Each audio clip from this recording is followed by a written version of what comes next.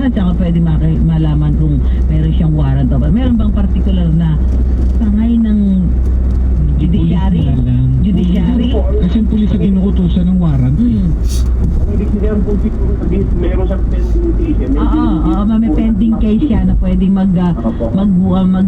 merit ng issuance of warrant. Saan niya pwedeng i-verify ba yun? Sa court na nakakasako? Paano ba yun? Sa court na po yun. Kasi ang pulis po, oras na nilabas ko lang po ng warrant of arrest, binibigyan po kami ng kopya. Okay. So, pagka ano po yun, i-upload po yun sa system. Lahat po nabupunan po yun. Sana pwedeng di ba meron tayong eGov.ph app? Yung pwede mo na, bawa, ikaw, online pwede mong tingnan kung meron bang warrant laban sa'yo. Wala ba kung gano'n? Minsan din, alam mo, minsan hindi pa po na ano po yun. Kasi medyo sensitibo po yun pagka ganun i-open natin yung mga data na mag-check ang mamaya kasi katulad po, type po yung pangalan mo, J. Guillermo. Guys, mamaya, kakalat po na J. Guillermo, pending mo po ang maraming magkakapangalan din no? Baka, tama. Hindi nga pwede. Mahirap po, mahirap. Ang minsan ang problema kasi pag sa court mo i-verify din yan, minsan mo ang court, di man basta-basta tatawagan pupuntahan mo.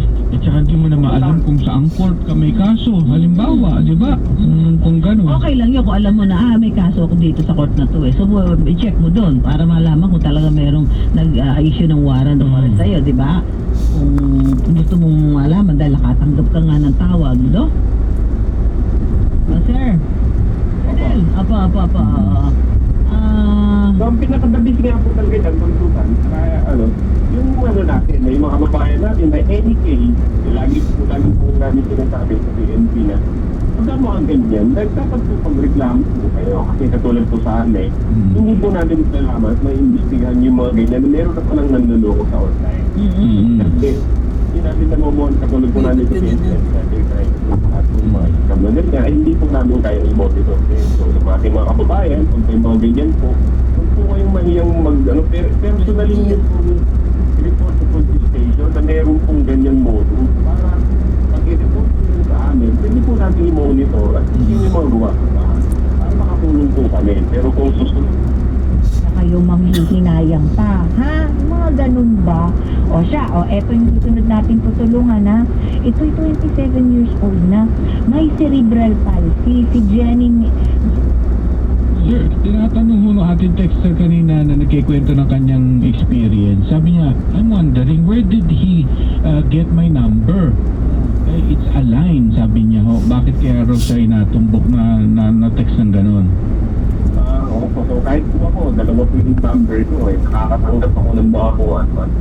Napakarami possibilities dahil sa digital age na po tayo. So pwede po po yan, never tayo kung saan man po tayo pumunta. Sa bagay, hindi na kami nga kami din nga talagang lagi din nakakatanggap ng iba-ibang mga ganyan. Lagi talaga yung may click the link, merong madalas natatanggap ko yung sa bangko we notice an unusual withdrawal, ganyan. Siyempre, may mo lang, kahit pa sabihin mong yung bangkong binanggit nyo, kung doon ka nga nagbabangko, ayaw mo na may bangko ka na pwedeng puntahan, tawagan na verify mo, di ba?